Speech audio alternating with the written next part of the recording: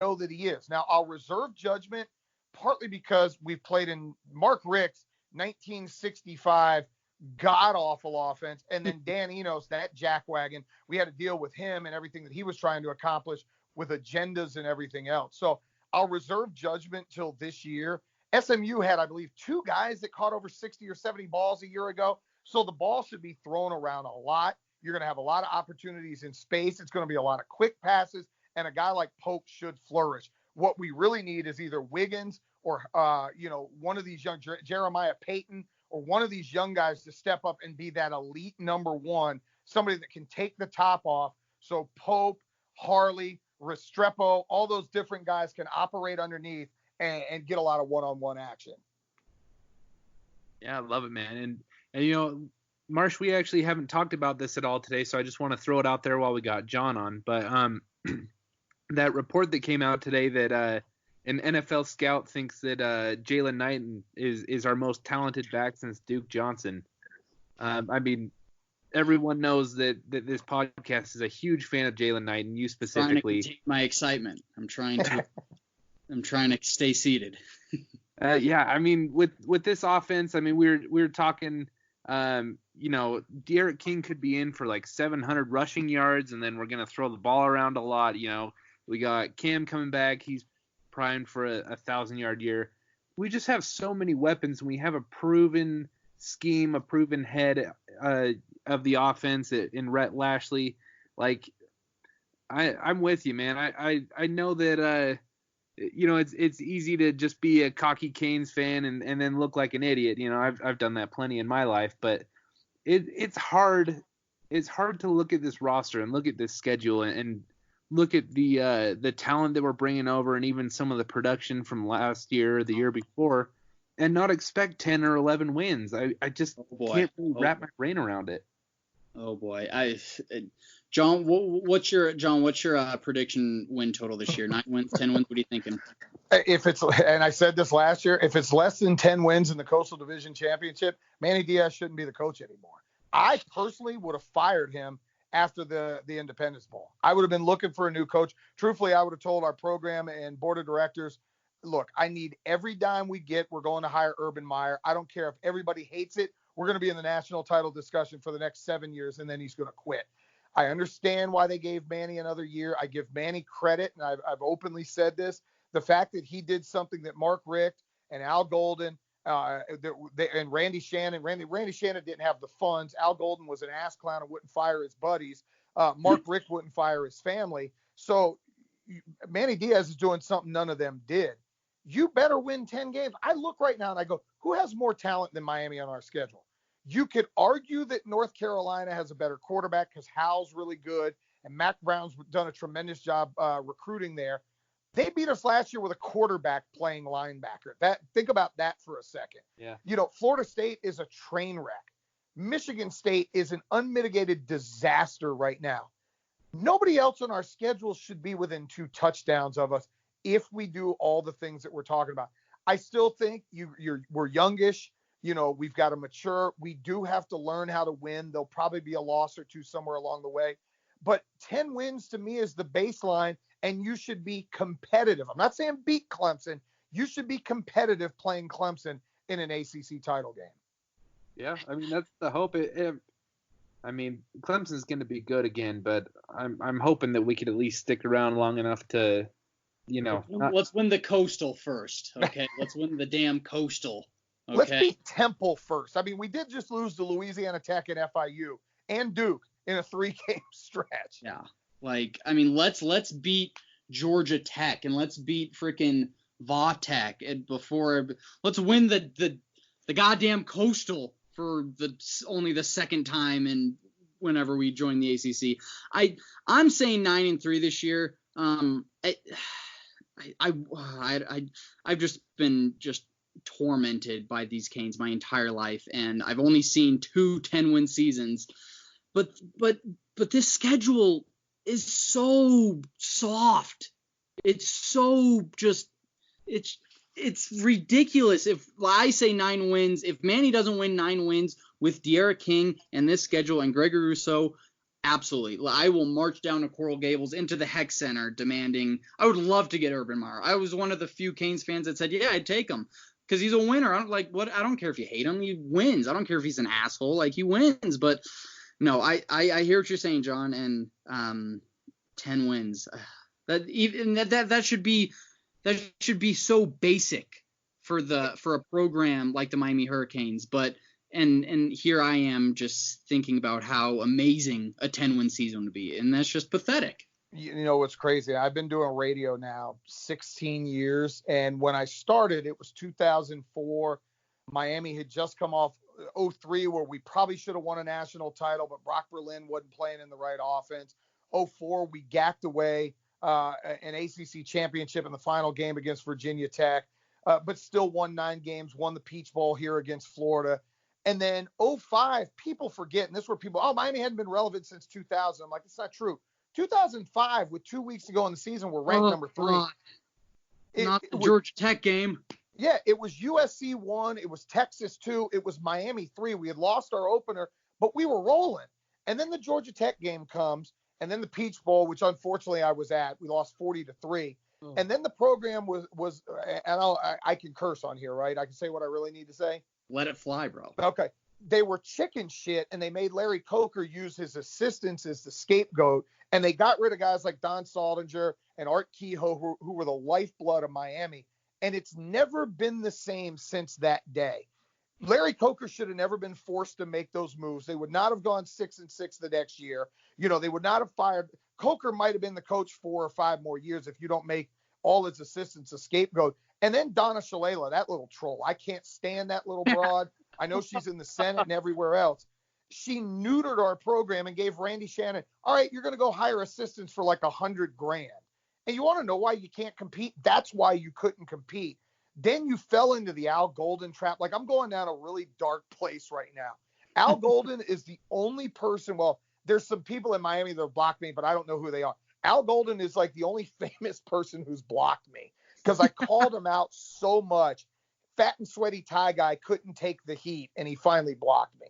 And that was always our nickname for him here. When I talk about him, I wouldn't say him by his name. I just call him Fat and Sweaty Tie Guy. I love it, man.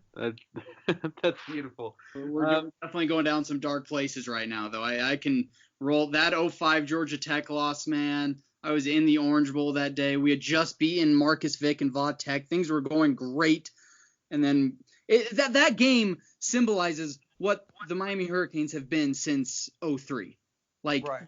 The game, like, oh God, John, you're like getting me angry. Oh, you want to hear worse? How about sitting in the press box? I think it was 2008.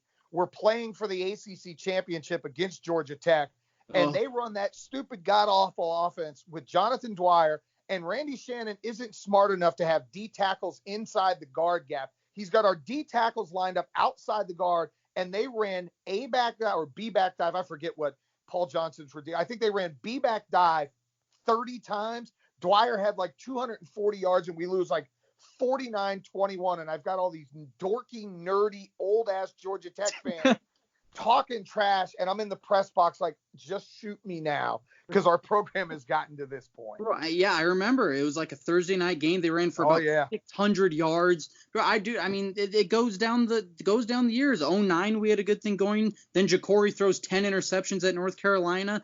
2013, we have a great thing going. Duke, breaks his ankle, and we shit the bed. But man, like, it's been horrendous. So here's what I'm going to say to all the Miami fans out there to make you feel better. Alabama went through 15, 20 years of being in the crapper. USC right now, who has all the same resources Miami does, and it's the same, maybe even longer history, is going through the same crap. Ohio State for a few years went down. Michigan went 10, 12 years where they weren't relevant at all. Nebraska right now, who was, my lifetime, and I grew up in the 80s, Nebraska was playing us for a championship every year, and we kicked their ass. Every program, and even Florida State, and I hope they stay down for time in memoriam, every program goes through what we're going through. If Manny, and I say if, is the truly right guy, we have the resources to come back. Clemson was never this good. They won a national title in the 80s, the early 80s. I think 1981, they won a title and had never been a program that was even remotely in the conversation. And now they're the dynasty. So all we got to do, we got to weather the storm. I hope, we do have to start winning because eventually we're going to turn into Northwestern or Duke if we don't. But every major program has come back. We've got the resources. We've got the talent. We've got the fans that want this thing to come back. And I think we finally have a board of trustees. Most of them want to win football games again. I'd say most of them, not all of them. Most of them want to win again. We'll be back. And when we're back, the rest of the world is going to be miserable because I guarantee I'm going to talk more shit than anybody on earth when my Hurricanes are back to where they're supposed to be. Oh, bro, I don't know what sports company I'll be working for when Miami gets good again, but my God, I'm going to let it fly. Yeah. Yeah. Hopefully you're working for the Forza podcast empire, Right. Hopefully. Oh, man. Do you guys remember that? I can't remember which board member it was, and even if I did, I wouldn't say it by name.